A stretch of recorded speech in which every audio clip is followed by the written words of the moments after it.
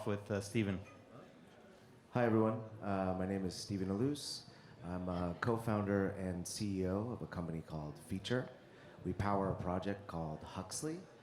20 plus years in the business in entertainment, starting from web to film tech. Was a writer-director as well with CAA and WME, and kind of been through the gamut of being a creator and what it means to be in the traditional system. Post-pandemic, took a hard look at the business and thought it'd be a great opportunity to leverage blockchain to kind of pioneer IP rights and creators into the future of entertainment. Brittany, thank you, Steve. Hi, everyone. My name is Brittany Kaiser, and I am a digital rights activist, a human rights lawyer by training, a big tech whistleblower, a crypto advisor and director of many different blockchain companies, and the co-founder of the Own Your Data Foundation, where I do education and legislative lobbying on our digital rights. I've helped write and pass a lot of the blockchain technology laws in the United States that have also been used in other countries, specifically sitting on multiple congressional subcommittees in the state of Wyoming, where we have defined our digital assets as our intangible personal property. So I do a lot of education, lobbying, training, both for governments and companies, as well as individuals and kids especially. Thank you very much. And over to you, Mike. Hi, I'm Mike Schwartz. I'm a founder and chairman of Origin Foundation, which is a Swiss entity. We have about 70 people around the world, global team, and a nice large hub here in Los Angeles. We're concerned with identifying, authenticating, and unlocking the powers of ownership and new value to creators, contributors, and title holders. And we do that through a platform that we've built over what is now an 8-year journey of a minting engine for digital twins and NFTs, a marketplace, and a player, which is all launching in the next couple of months after a very long journey, and we have a listing in about 6 weeks too, so it's a very exciting time. Super exciting. Congrats. That's great. And over to you now, Allison. Hi, guys. My name is Allison Sturgis. I am head of strategic partnerships and part of the founding team at Genies. We are an avatar technology company looking to empower humans to create their own avatars, avatar fashion, and avatar ecosystems. Over the past 5 or so years, we've been building digital avatars for celebrity tastemakers ranging from Justin Bieber, Shawn Mendes, J-Lo, Cardi B, 24K Golden. The list kind of goes on. We now have official partnerships with Universal Music Group and Warner Music Group. And we've really seen celebrity tastemakers as pioneers of our avatar aesthetic and our avatar utility. And we're now looking to bring that to everyday users and consumers, where people will be able to create their own genie through our Genies app, and then create and sell their own avatar fashion, avatar species, and eventually avatar ecosystems through our marketplace built on Flow with Dapper Labs. Fantastic. So now I'll proceed to ask each of you a specific question to get the conversation going. Stephen, you once gave a TED Talk entitled The Hidden Power of Questions. And you made a career of asking important questions, especially when it comes to technology and the entertainment industry. So the first question goes to you. Why should we give a darn about digital rights and IP in the world of, as it relates to the world of NFTs and Web3? I think it's a great question, especially as a civilization that's kind of straddling a digital era. And I think digital rights, or rights in general, are as powerful as the agricultural revolution was to private land ownership. And so I think we're just at the beginning of understanding this fundamental transaction layer as we move IP and digital rights into the future. And what do I mean by that? In the sense that rights are a form of low-level programming, right? Yes, no, access, ownership, and that in the traditional space, we put that down on a contract. and then we're enforcing it through a legal system. And I think now we can automate that process and find new ways to interact with intellectual property. Sounds great. Well, on the topic of contracts, I'll turn it over to Brittany, my lawyer, my comrade in arms. As an expert in digital rights and data ownership, perhaps you could speak to the issue of smart contracts, and maybe even for those who are a little bit at the beginning of this journey, what a smart contract means, and why it's so important and so fundamental to the world of Web3 and NFTs. Absolutely. I really think that smart contracts are the biggest revolution in digital rights. If you think about it, the most valuable asset that we produce is data. Those ones and zeros that we produce with literally every single thing that we do. We're even producing data when we're asleep, right? And throughout most of history, technology has been built to be inherently extractive, where big companies own all of the digital property.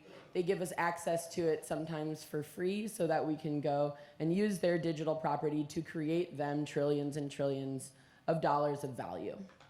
And it's been nearly impossible for us as individuals to ever have any ownership or any control over that value, where our data goes, who gets access to it, what it gets used for. And of course, we definitely have no rights to monetize our own personal information or any of the value that we create in those digital properties. Smart contracting changes all that on a technical level. Now, while for about half of my time in the crypto space, I've been in crypto for 11 years, I have mostly been writing laws and regulations while I waited for smart contracting technology to get to where it is today, where now on a technical level, we can actually own all of our data. We can own and control all of the value that we create when we touch technology. When we use our phone, when we touch our computers, every single thing that we do, we can now decide where that data goes, where those digital properties or our digital content goes, who can use it, what they can use it for.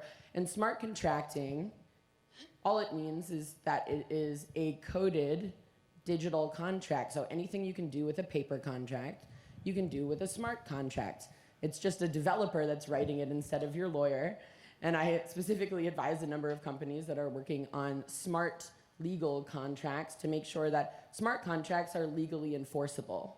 So one of the coolest things about smart contracts is you can put in there anything you want, as I said, just like a paper contract, but it self-executes. So as soon as two parties agree to a smart contract, everything that you have agreed to upon your digital signature self-executes. So if you, for instance, decide that your data or your digital content, your NFT, you are going to share it with a third party for 12 months for specific commercial purposes, but not for marketing purposes, et cetera, and so forth, they have access to that for those 12 months. And as soon as that time is over, that API access is done. They no longer have the rights to use that, and they don't have the technical access to that content anymore to continue to use it. So whether it's our personal data or whether it's our favorite collectible JPEGs, smart contracting really means that we now have ownership rights in our digital life for the first time.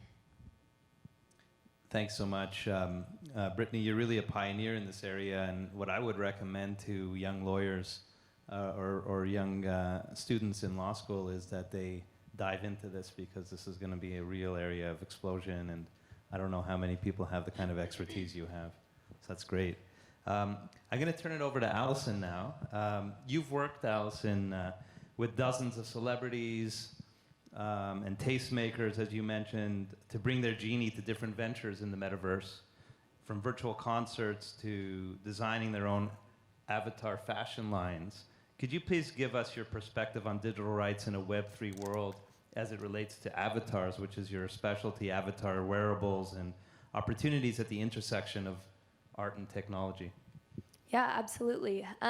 So I think, really the core ethos of Web3 and really the power of Web3 is all around ownership and rights. And I think we're seeing that more and more with, different use cases, different utility, different touch points.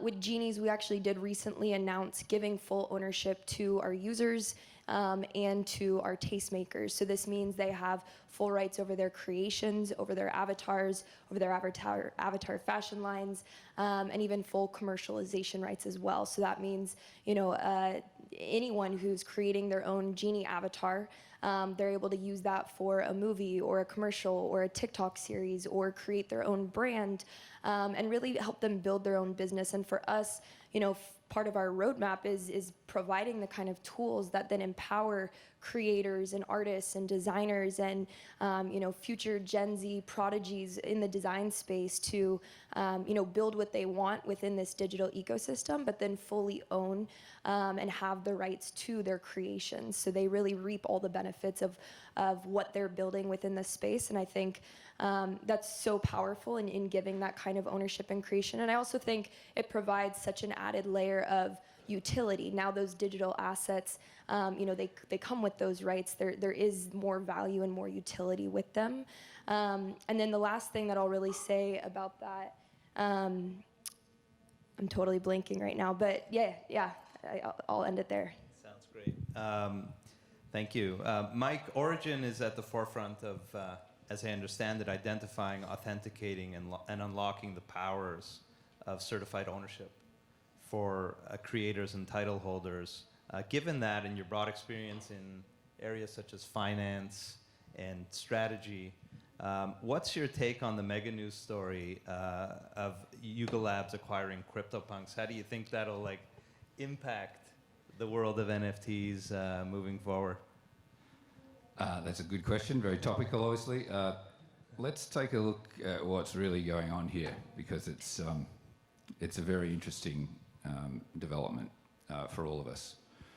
I was lucky enough to see some of the young guys on the stage here in the previous panel, and I love their passion and authenticity, and they were talking about that, and they're digital artists.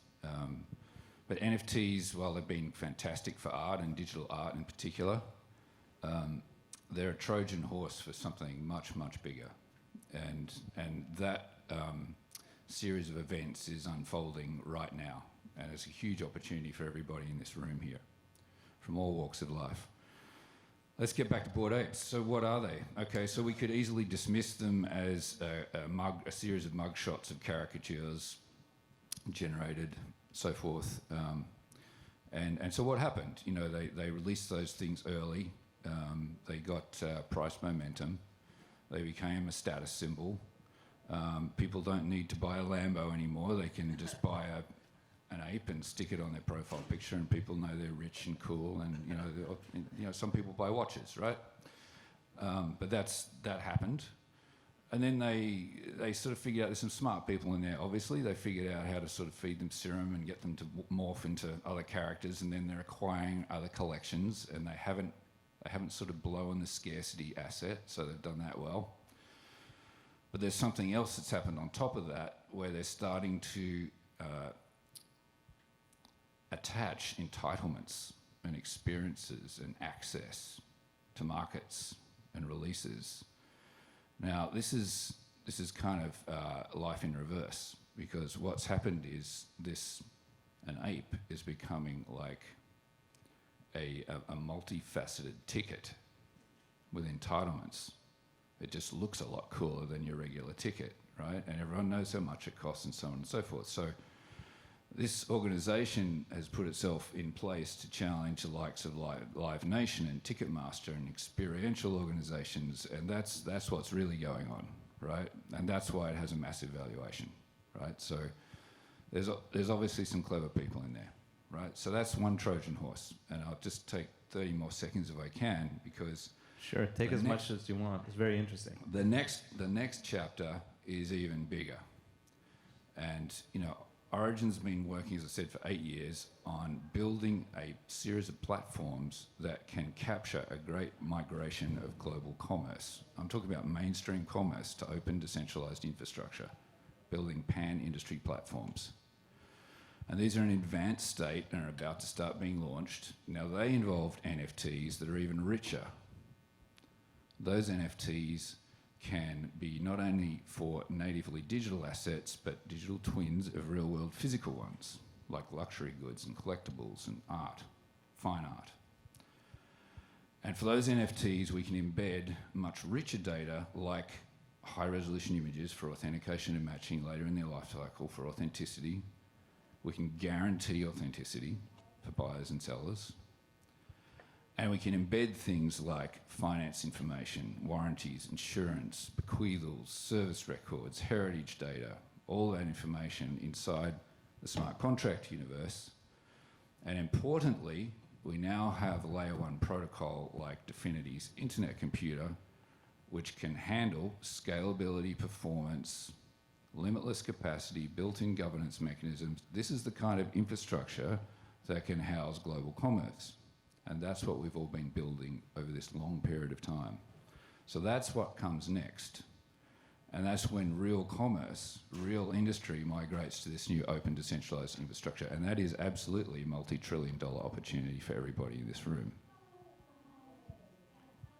I see someone raising their hands. We're not done with our questions, but I'm pretty flexible, so we'll allow you to ask away. That's okay. Go ahead and finish. Okay. Well, this is actually a good segue to what was going to be my last question, but I figured I'll open it up to the panel to comment on Mike's comments on that big mega deal, but also to ask the question related to something that Bill Gates once famously said: most people overestimate what we can do in 1 year and underestimate what we can do in 10 years. To the panel, I open it up to anyone who wants to jump in. Are we sitting, if we're sitting here again in 2032, what will the world and NFTs look like? Love this. So first, I'm going to riff off of Mike's comments, specifically when we're talking about smart contracting and the CryptoPunks deal with Yuga Labs. So I am a CryptoPunk V1 holder, the original token that was put out by Larva Labs in June 2017, their product that they put out for the world to mint. Now, because the smart contract was flawed, where the buyer would get not only the CryptoPunk, but also the ETH, they've been mostly sitting in wallets for a couple of years, completely dormant, until a couple months ago when an amazing team of developers decided to fix that smart contract bug and create a wrapper that allowed those CryptoPunks to be traded again. So now there's two versions of CryptoPunks, because there's a V1 that was minted by everyone in June 2017, and then there was a second token, the most popular version of CryptoPunks, the V2, that were airdropped to all of the V1 holders, because you couldn't trade V1s, right? Unless you personally knew and had personal trust with the person you were trading with, because they would get the NFT and the ETH, right?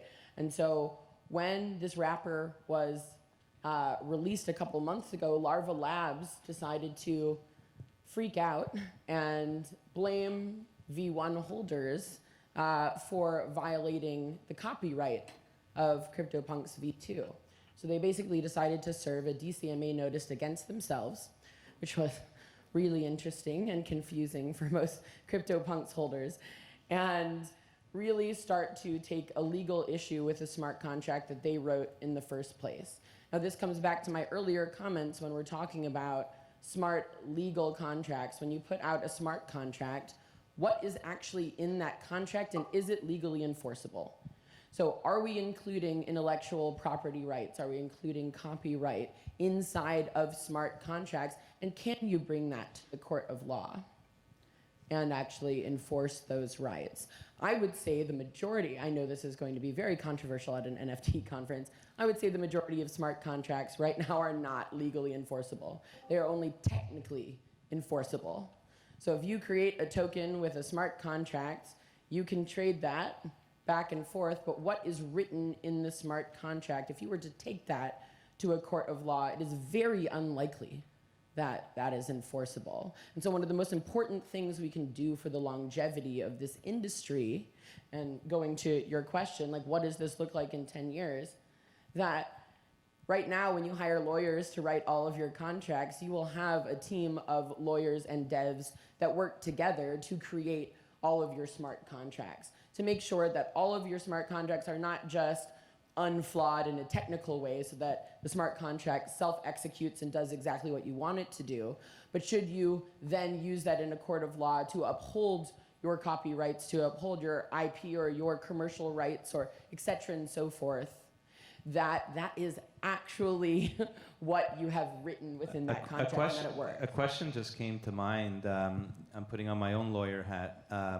If your perspective is that smart contracts are likely technically enforceable, but not necessarily legally enforceable, would it make sense to have a side paper contract, like an actual contract, reflecting the same terms that are in that smart contract?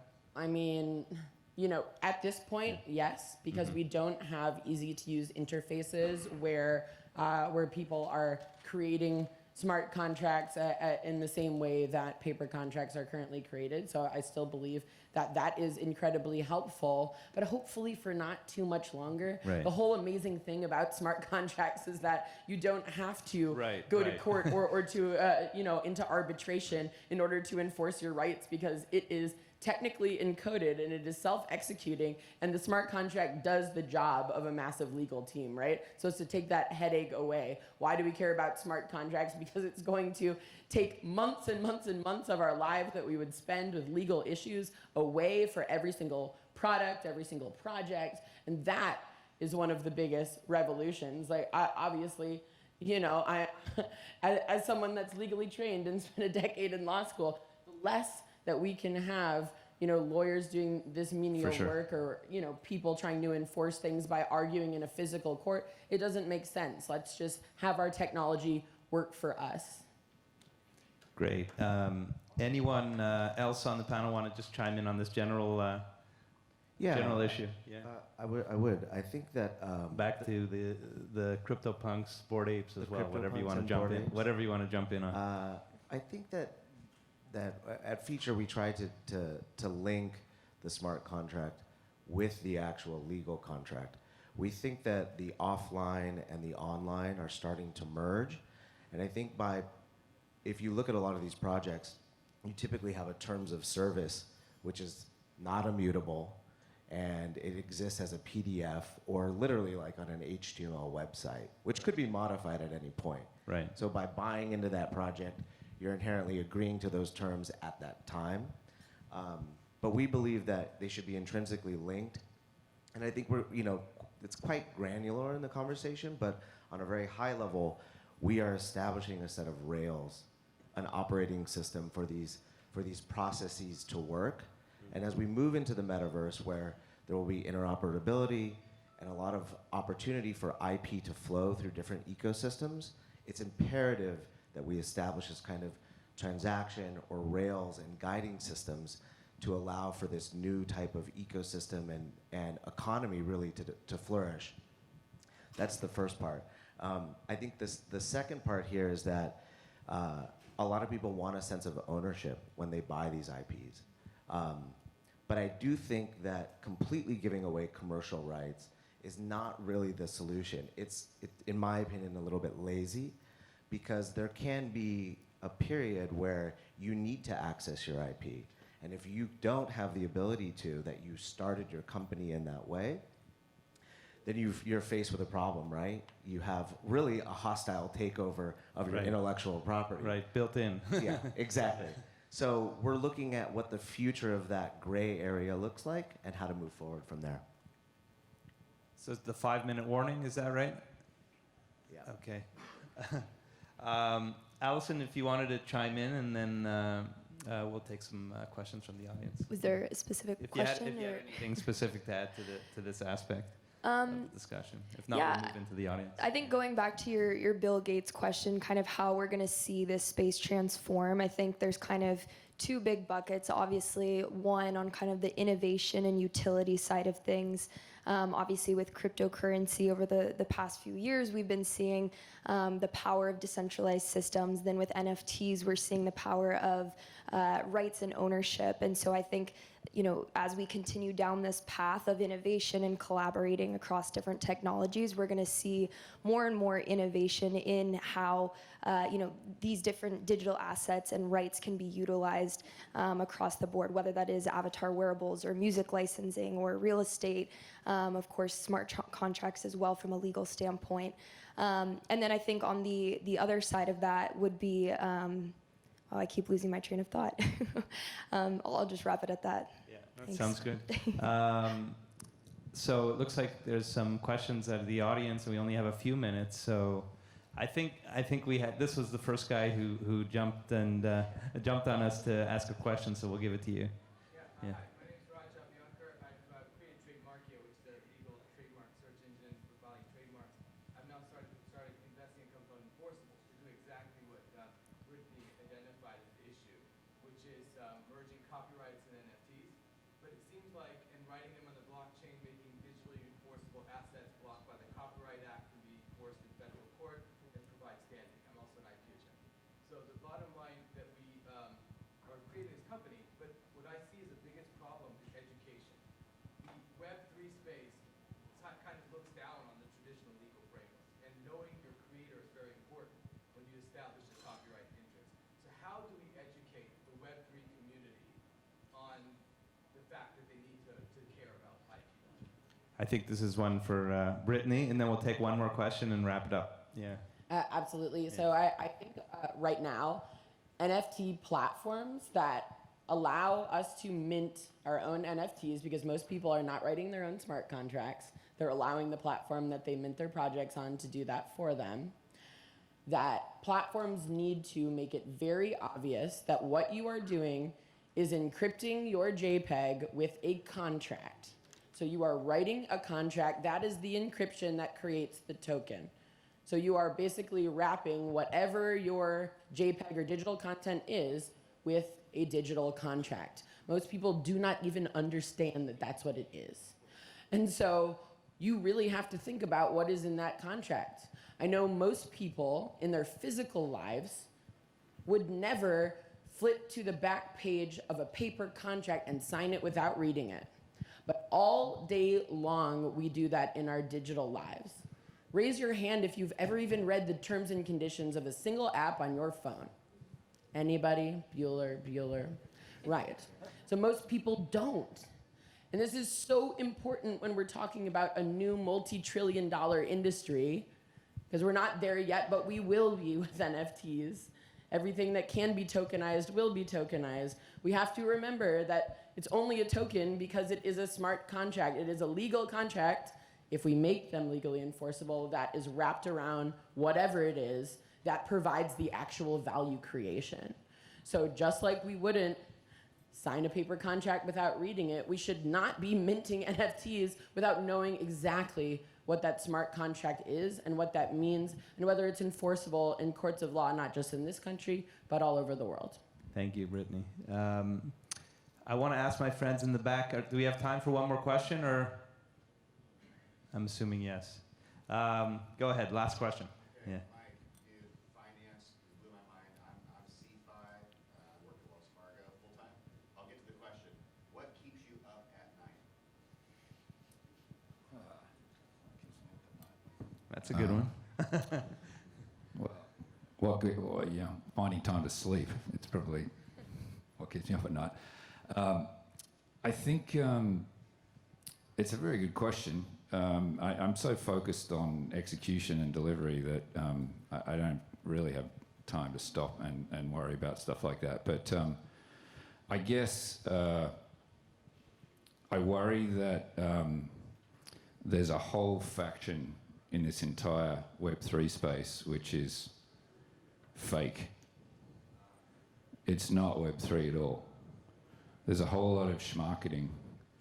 And there's a whole lot of people who are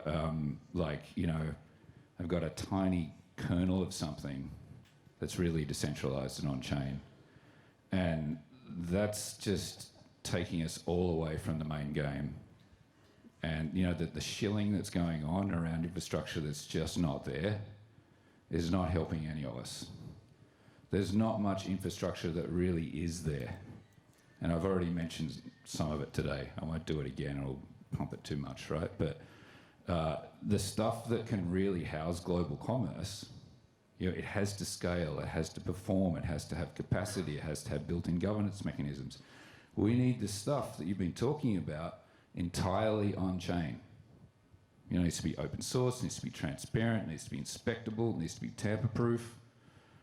What keeps me up at night is that we now have that after years of strategy, R&D, and execution. We actually have that now, but there's a giant faction in our space which is distracting people from the real infrastructure that can deliver, and they're just shilling a whole lot of crap.